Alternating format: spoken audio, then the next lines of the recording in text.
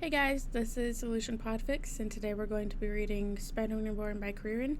This is Chapter 15. Peter has been practicing the backbend kickover on the balance beam for an entire week. It didn't help that Dick and Alfred would lower the beam anytime he managed to get it raised. He learned the move over a month ago and can do it on the floor just fine, but Peter knows he can do it on the beam. He just couldn't give up. Maybe we should get you a helmet. Why didn't I buy you a helmet before? Dick groaned, pulling Peter off the bar before he could even start. I'm fine. Dick, let me do it. Peter clawed his way out of Dick's grasp before hopping on the beam. It was laid flat on the ground now, so there was no way to fall off of it. He ignored Dick's muttering as he walked to the center before turning on his heels. He just had to trust himself. He just has to remember where the bar is. It's right below him. He's standing on it now. This should be easy. Peter took a slow breath, picturing the move in his head before he raised his arms. He ignored his brother's voice as he stretched back, falling into the bridge. His hands grabbed onto the polished beam just as he kicked upwards, following the momentum around as both legs sailed overhead. His right foot skimmed the beam, dropping his balance completely as Peter instinctively rolled off the beam. You did it! Are you hurt? How's your leg? Dick caught his shoulders before prodding his ankle. Peter fell back onto the mat with a groan as his brother checked both ankles. Could he fire his brother? He wanted a new teacher now.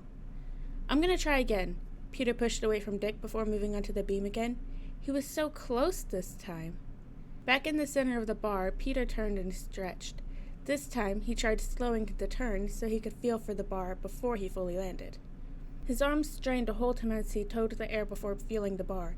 Hands plucked Peter off the bar before depositing him beside it. Dick chuckled at his glare. You can't slow down on the kick over, Pete. Just trust yourself and follow through. Practice on, I'm good. Peter cut in before he could be denied bar access. He hopped back onto the beam before returning to the center. Just follow through. Peter raised his arms again, taking a moment to breathe. He fell back, grabbing onto the beam before landing with his right foot over. Follow through.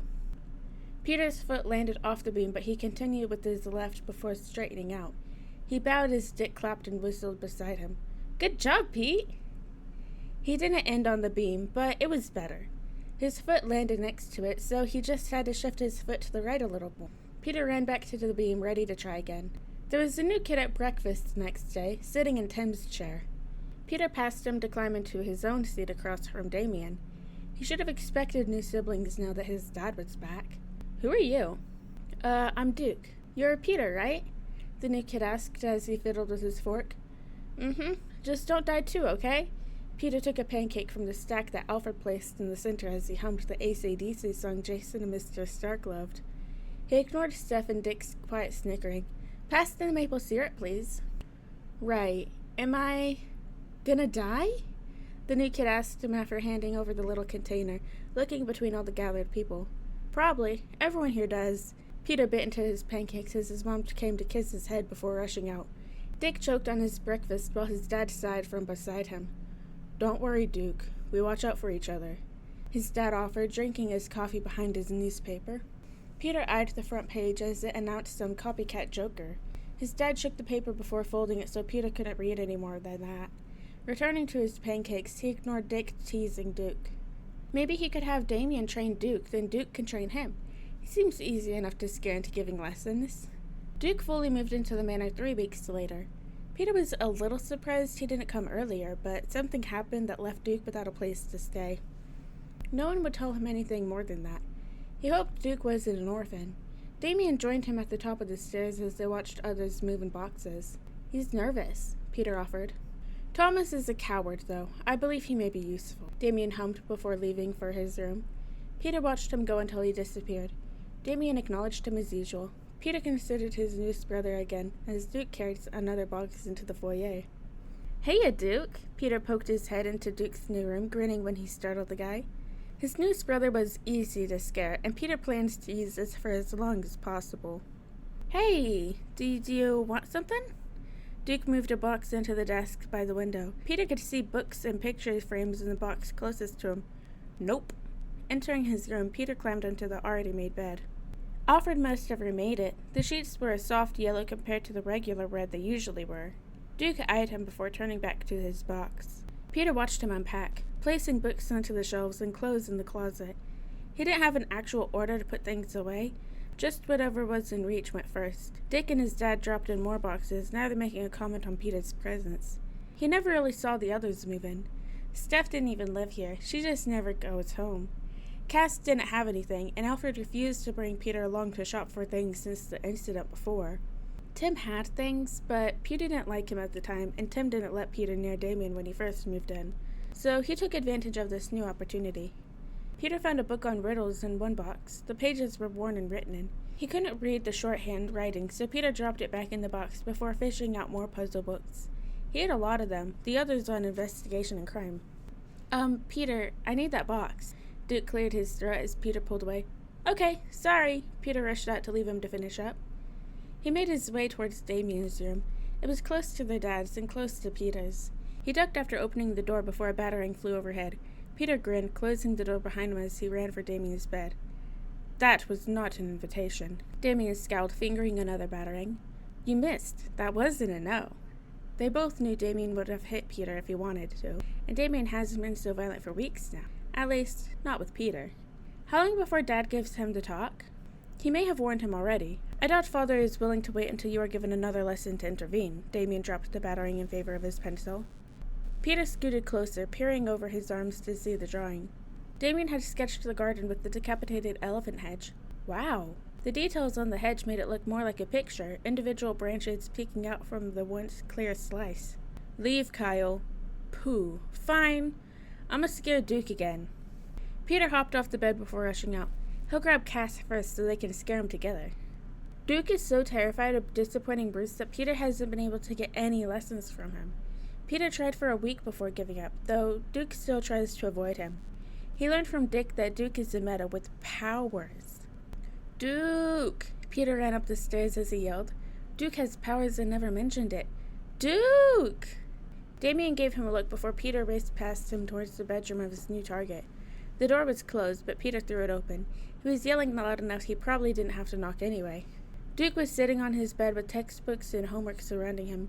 He just barely moved a big physics textbook out of the way as Peter leapt onto the bed. You have powers? Peter sat on his knees, bouncing excitedly. He figured out Mr. Kent is Superman, but he's basically a flying Captain America combined with Luke Cage. Dick apparently has light powers. He never knew anyone with light powers. Can you show me? What? Show you? Duke never knew what to do with Peter. It works in his favor since Peter can scare him a lot more until he gets used to him.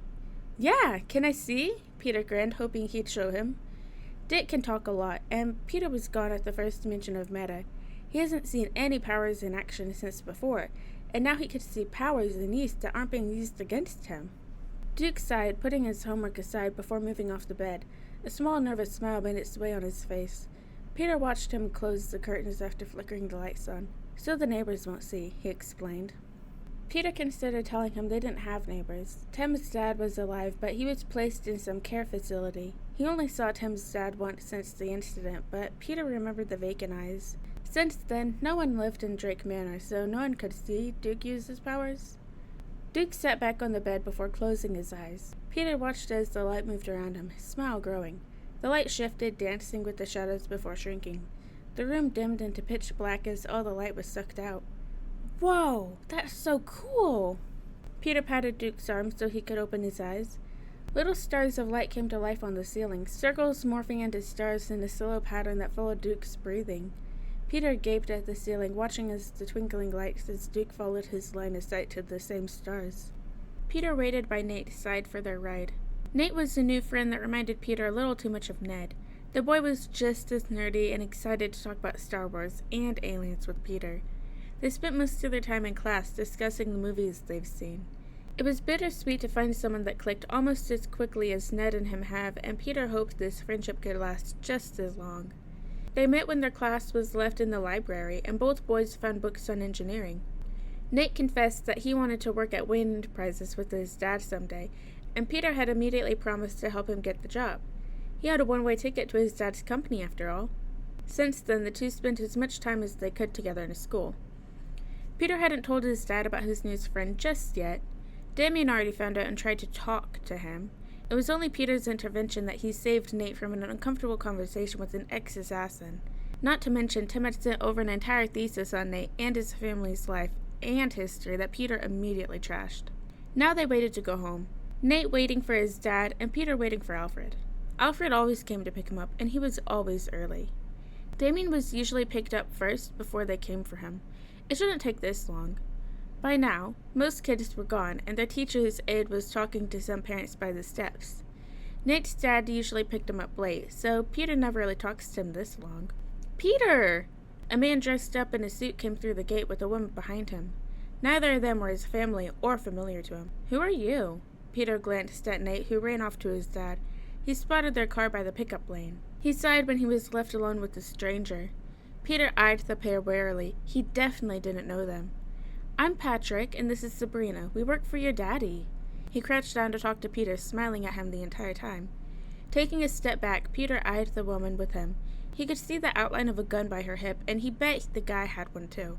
Was he being kidnapped? No, you don't. Of course I do. Now come on, he's waiting for you. The guy stood up, holding out his hand for Peter. He was being kidnapped. Dick warned him about it, but he was never allowed anywhere alone, so there was never a chance. Except for this one time, but Cass saved him, so it was okay. The teacher's aide was still occupied. No one expected a kidnapping to happen in the open like this. He could scream, and she would come running, but they would have guns and might hurt her, or the other kid is waiting outside. He couldn't see Alfred's car either. Fine, but I talk a lot, so you can't shut me up, okay? Peter huffed. If he was going to be kidnapped, he'd be an annoying kidnappee. At least he was the only target. Patrick only laughed before leading him away. Sabrina followed behind him, probably ready to chase after him if he ran. He can't be grounded for getting kidnapped, right? Peter was pushed into the back of the van without a car seat. He dropped to sit on the ground as the woman got behind the wheel. The guy pulled his gun from the back of his pants, showing it to Peter. You know what this is, kid? A gun? Good. So, you'll know what happens if you mouth off, yeah? Patrick leaned back in his seat, clearly ending the conversation. If you kill me, my dad won't pay you. Peter rolled his eyes at their intimidation trick. His dad was Batman, and he was a vigilante himself before. They're not scary. Honestly, this situation was just interesting. Peter Parker was never kidnapped. He wasn't worth it. Peter Wayne Kyle, on the other hand. True. We'll just have to make sure you don't bleed out then. Peter slumped against the van, crossing his arms in front of him. Hopefully Alfred already told his dad about this. He was supposed to call Tim today, and he didn't want to miss their call. The drive was long, and Peter realized quickly that the lack of seats in their back was more than just a vehicle model. Sabrina's turns were sharp, throwing Peter around in the back before he managed to hold onto a strip of the seatbelt. He definitely had a few bruises from that. When they finally arrived at their destination, Peter was led inside. He was blocked by Sabrina at his back and Patrick leading the way. He didn't know what they expected, but he was not running away until he knew where he was. Besides, if he did run, they would probably just shoot him, and he'd never hear the end of it if that happened. The abandoned building loomed over them. Boarded up windows and graffiti was everywhere. They took him inside to the basement where there was only one window, and it was too small for his dad to slip through. Peter was pushed into a chair, tied to it with rope before two other men came out with equipment and a lamp. Well, at least they weren't planning to leave the child in the dark. Peter could appreciate the slight consideration despite knowing the lights were more for them than him. He was left in the chair as they set everything up, so he chose to look around the room. The basement was small for a building that was definitely more than 3 stories tall. The place was abandoned for a long time. There was nothing down here that wasn't nailed to the floor or already broken to pieces. The window looked out into an alley, but a garbage bag blocked half of the view. He could spot some suspicious stains against one wall and dried pools just below it. Peter chose to ignore the little fact and focused on the kidnappers instead. Peter couldn't tell if the others had guns, but he was sure they at least had something for a weapon on them. This also wasn't their first time. They were too confident when they came for him, and had the equipment for ransoms too. He hoped they weren't too good to stump his dad. He really didn't want to be stuck here for long. Bruce Wayne, we have your son. If you want to see him again, you will wire $30 million to this account in the title. We will give you 3 days or you will never see him again. Patrick stepped in front of the camera directed at Peter. He didn't even wear a mask. Confident or stupid? He leaned towards the latter just a bit. The man stepped away, taking the camera from thug number 2. His dad had 3 days? Were they planning to keep him here for that long? Maybe Tim will come home if he misses the call.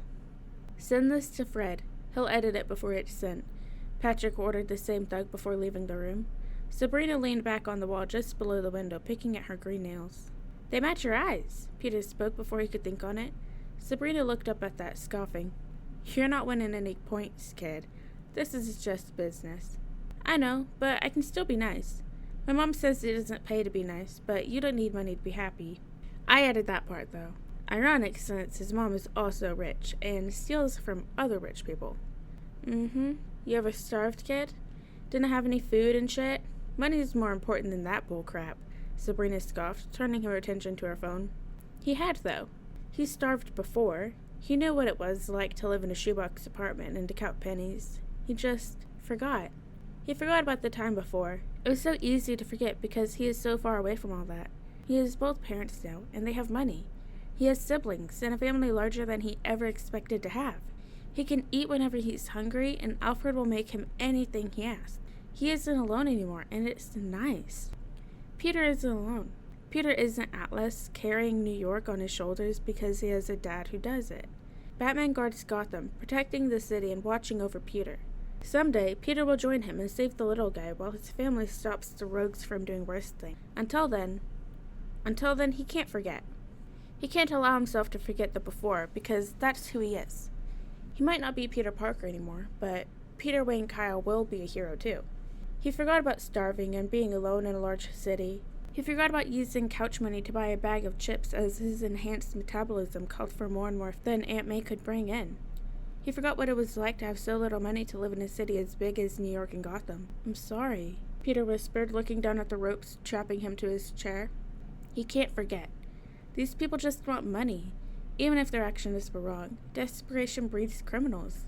Thrown too far down the ladder, and they will fight with what they can to crawl back up. Peter Parker knew what that was like once. It's okay, kid. Not your fault who your daddy is, Sabrina sighed, flipping through her phone before coming over. Here, she bounced her phone on his knees. A cartoon show started playing from it. Peter looked up to thank her, but she left, the door swinging shut with a bang. Well, Peter watched the cartoon for a minute. Some bratty kid was throwing a tantrum after his sister was receiving more attention than him. He wasn't sure if that was pointed at him, but he chose to ignore it. He had to learn to share even before Tim showed up.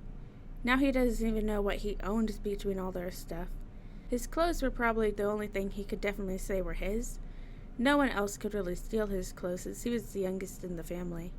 He wiggled his arms, pulling at them from where they were trapped behind the chair. If he could free himself, he could call his dad.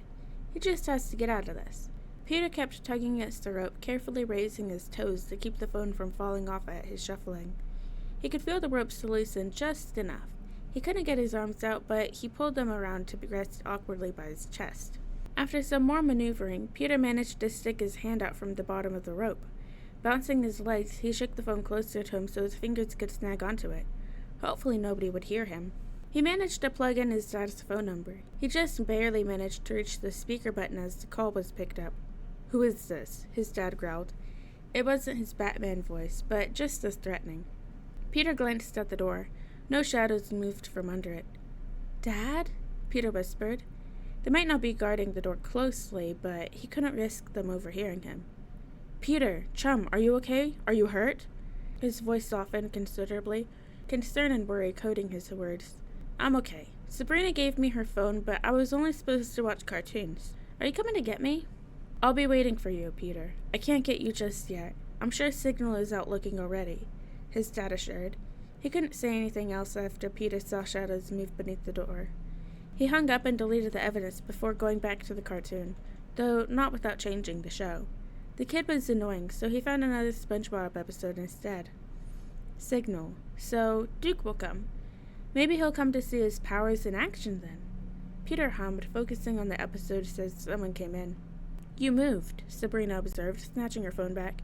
Peter only pouted when he lost it. SpongeBob was just about to drive with Miss Puff. Those were always the best scenes. "Really? You didn't even try calling the police?" "I wanted to watch SpongeBob." Peter shrugged when she dropped her phone back to him. Since his parents never made a show about how ahead he is in school, the general public didn't expect him to be a genius. Obviously, he wouldn't call for help if he's kept entertained. "You're something else, kid," Sabrina raised an eyebrow incredulously. Dad says I'll turn him gray early. Sabrina left after that, though he could hear her laughing from the hall. Out of all the kidnappings from before, this was a 10 out of 10 would do it again. He got to watch cartoons, and he was left alone. Peter always assumed rich kids were kept under watch when they were kidnapped. What was more important than watching to make sure he didn't try and escape? Maybe calling them professional was too much credit. Peter got through 2 more episodes before Signal appeared. He didn't notice anything at first. The single light bulb above his head flickered, but hardly enough to raise any questions. He looked up when Peter caught the sound of a scuffle, a fight outside his door, and someone shouting further down. Gunshots rang out for a few minutes before going silent. He watched the door as the theme song for episode 3 started up. Peter grinned as the pirate sang just as the door was kicked in. Robin landed gracefully back on his feet, staring at Peter as he softly sang the song. He grinned at his brother's arrival. He'll make it home in time for his call with Tim. I thought Signal was coming. Peter flexed his fingers, pausing the episode as the vigilante entered behind Robin. Are you okay, Peter? You weren't hurt, right? Duke rushed over to untie the rope. Robin took the phone from Peter before he could do anything more on it. Were you watching SpongeBob? Sabrina let me. You didn't hurt her too much, right? She was nice. Peter hopped out of the chair as he rubbed his wrists. It burned after Peter pulled too much to move his arms earlier. Robin left them, taking the phone with him. Peter eyed his newest brother. His suit was yellow and white, a stark contrast to most of the vigilantes in Gotham, barring Robin's. It looked good on him, something as bright as the sun and hopeful. Gotham needed sunlight. Alright guys, and that is the end of chapter 15 of Spider-Man Reborn by Reborn. I hope you guys like this chapter, and I'll see you in the next one.